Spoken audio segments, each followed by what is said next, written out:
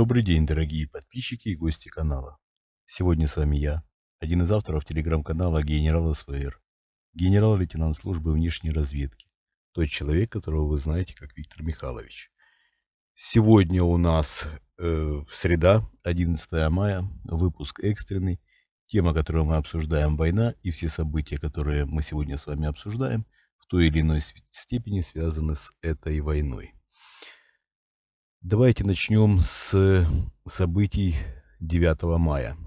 Многие ждали, что Путин во время парада объявит о мобилизации, о начале войны. Вернее, не о начале войны, а официально объявит войну. Я извиняюсь за оговорку. Ну, фактически так и есть. Для Путина это было бы началом войны. Но, конечно, он этого не сделал. Мы с вами это уже обсуждали, что именно на 9 мая он не будет принимать никаких решений, именно 9 мая. И мы это обсуждали в нашем совместном выпуске с Сергеем Жирновым. Путин любит быть непредсказуемым, так как все уже обсудили, что от него можно ожидать, то не было никаких сомнений в том, что он не будет делать то, чего от него ожидают.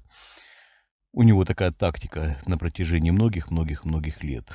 Он не соответствует ожиданиям. Это его кредо, можно сказать.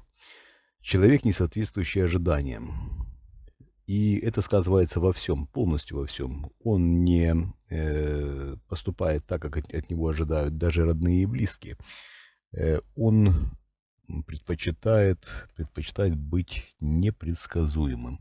И считает, что в этом его сила. В принципе, если размышлять, абстрагируясь от конкретной личности, то для человека, который управляет страной, который хочет независимо от своего окружения или от своих подчиненных управлять ситуацией, то, в принципе, это, наверное, не самая плохая черта. Но так как Путин, безусловно, диктатор, и диктатор, который держит в заложниках всю страну, да какую страну, и окружающие его страны, и я имею в виду окружающие Россию страны, и фактически весь цивилизованный мир он держит в заложниках, угрожая в том числе и ядерным оружием, то, глядя на эту ситуацию с этого бока, можно сказать, что, конечно, это худшая черта его характера. Далее давайте обсудим само выступление Путина на праздновании 9 мая. Речь была невнятной, что-то пробуровил совсем пространное. Мы уже говорили у нас в телеграм-канале о том, что среди всех вариантов, которые ему предоставили помощники речи на 9 мая, он выбрал самую серую, самую безликую. Более того, он туда внес еще свои правки, и с этими правками речь Путина стала совсем невыразительной. Большое разочарование в окружении президента вызвала эта речь. Фактически ничего не было сказано, никакие перспективы не определил Путин, не назвал вещи своими именами, не вдохновил на труд и на подвиги, что называется, а просто прошамкало что-то невнятное, как сказали люди из его ближайшего окружения. Я извиняюсь. И еще раз повторю, в окружении Путина было большое разочарование от выступления президента именно 9 мая. Хочу также обратить ваше внимание, что начальник генерального штаба Валерий Герасимов, которого Путин с 8 мая отстранил от управления так называемой специальной операцией, вернее, от управления военной операцией, так и не показался на параде. Он еще немного прихрамывал к этому времени. И, конечно, хромой и отстраненный отдел, но сохраняющий свой пост номинально, начальник генерального штаба нахрен не был нужен Путину во время этого парада. Помнится, как вышел наш материал о том, что ранен в ногу, в верхнюю треть голени осколком Валерий Герасимов. Там несложное ранение, осколок был сразу извлечен, его жизни ничто не угрожало, кость не была задета. И когда мы об этом сказали, многие злопыхатели начали раздувать, что вот-вот сейчас появится Герасимов, который скачет в припрыжку к Путину на доклад или еще что-то. Ну, был Герасимов, скакал или нет? Или стоит признать, что мы говорим правду, что наша информация еще ни разу не была опровергнута. Та информация, которую мы даем как свершившийся факт, еще ни разу не была опровергнута. Валерий Герасимов на сегодняшний день отстранен от управления военной операцией. Еще раз подчеркиваю, на сегодняшний день. И, в принципе, от ранения уже практически восстановился. Далее давайте обсудим тот материал, который предшествовал событиям 9 мая. На прошлой неделе Николай Патрушев в узких кругах представил своего сына. Напрямую это не было сказано, но обсуждалось в этом контексте как преемника президенту России Владимиру Путину. Обсуждали возможные действия, возможные шаги этого человека, будь у него власть президентская, и это было явное сватание его сына Дмитрия. Дмитрий сейчас занимает пост министра сельского хозяйства. Насколько это эффективный менеджер, можно судить по состоянию в сельском хозяйстве. Ну, сказать реально, он вообще ничем сейчас не управляет. Он чучело, пугало и ничего из себя не представляющий человек как менеджер. Реально всем управляют, конечно, его заместители, а в функциях Дмитрия это чисто представительские функции. Примерно эта же роль ему и уготована Николаем Патрушевым в качестве наследника Владимира Владимировича Путина, то есть фактическое представительство, но не принятие каких-то особых решений и ничего более. И еще раз повторяю, что Николай Патрушев — это худшая фигура, которая может стоять за плечом президента, за спиной президента и управлять человеком, который будет исполнять президентские полномочия, президентские функции. Николай Патрушев террорист, Николай Патрушев серийный убийца, Николай Патрушев отъявленный негодяй и подлец. Из всего плохого, что было за годы правления Владимира Путина, практически за все отвечает Николай Платонович Патрушев.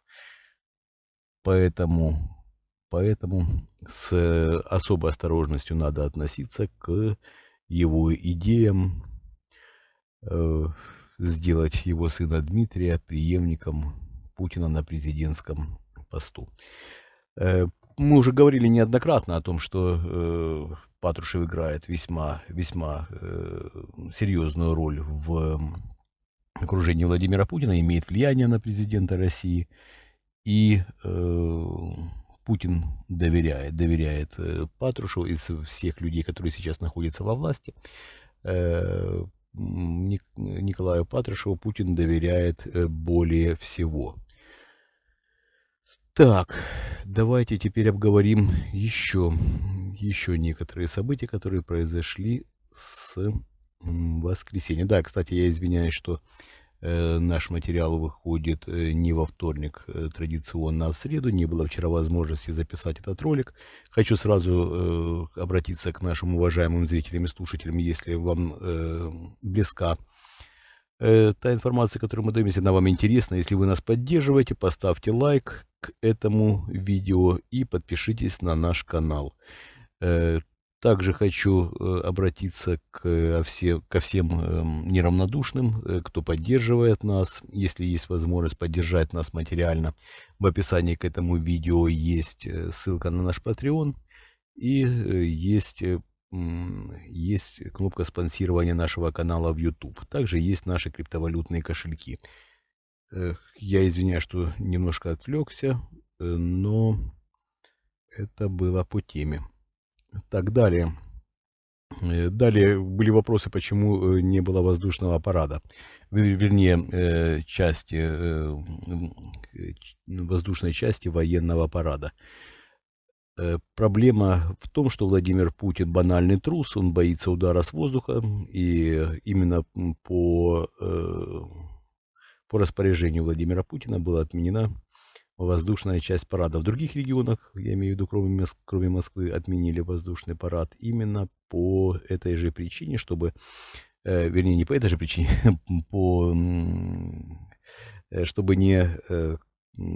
чтобы Москва не выглядела бельмом на фоне остальных городов. То есть, если в Москве отменили, чтобы не было пристального внимания, почему именно в Москве отменили, когда погода была прекрасная. Вы все, наши уважаемые зрители и слушатели, могли в этом убедиться. Во время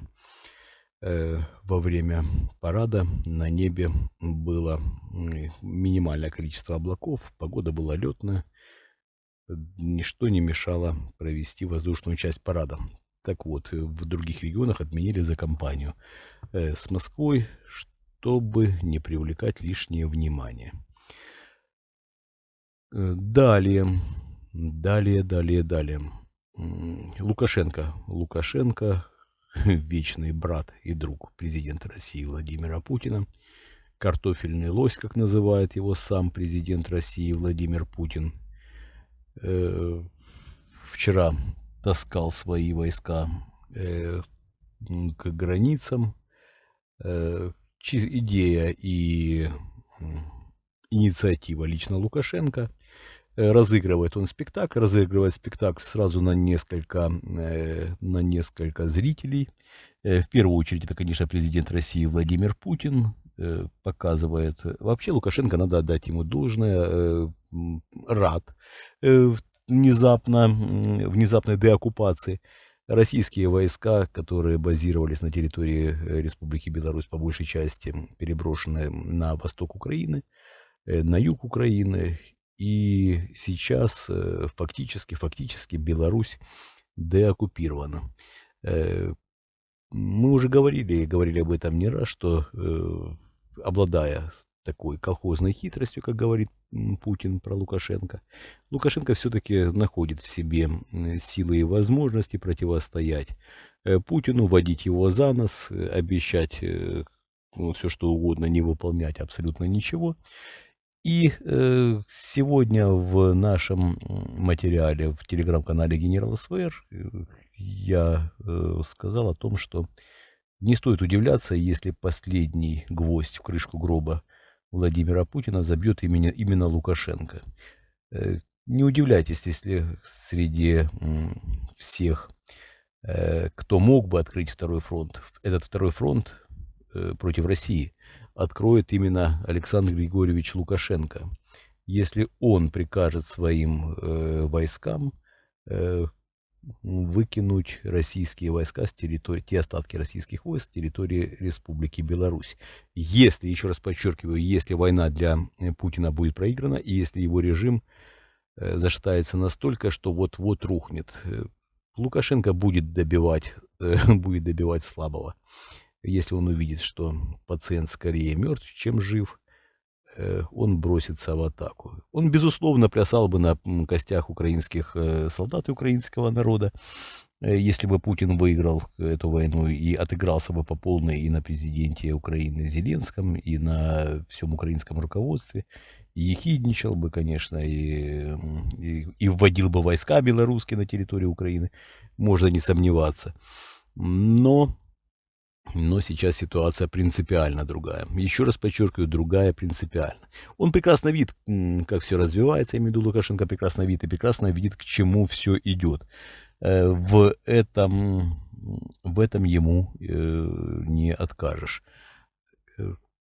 Путин еще не почувствует у себя нож в спине от Лукашенко и еще успеет сказать: «И ты, брут». Но будет уже, вероятно, поздно. Лукашенко ведет сепаратные переговоры. Я еще раз подчеркиваю, у нас есть четкая и понятная информация. Мы знаем, где, как, через какие каналы это происходит. Лукашенко ведет переговоры, пытается выторговать себе наилучшие условия с Западом. Чем хуже дела у российских войск в Украине, тем более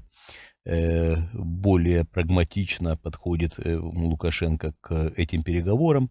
Большее количество участников привлекаются к этим переговорам, и не исключено, я еще раз подчеркиваю, не исключаю, я не утверждаю, я не исключаю, что Лукашенко сможет пропетлять, что называется, и в случае падения режима Владимира Путина, и еще выбраться и цел, здоров и невредим мальчик Вася Бородин, да, как в стихотворении, мальчик Александр Григорьевич Лукашенко выберется из этой заварушки.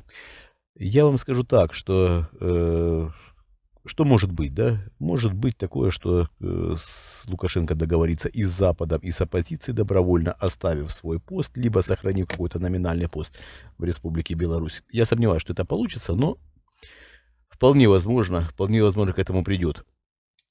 Он, я еще раз подчеркну, даже сохранит какой-то статус в республике и сохранит жизнь, самое главное, сохранит свободу и сохранит безопасность своих капиталов. Тоже не исключаю. Еще раз подчеркиваю, я не исключаю, зная этого человека много лет, общаясь с ним лично, прекрасно понимаю, на что он способен, а он способен на все ради того, чтобы остаться живым и на свободе, способен на все.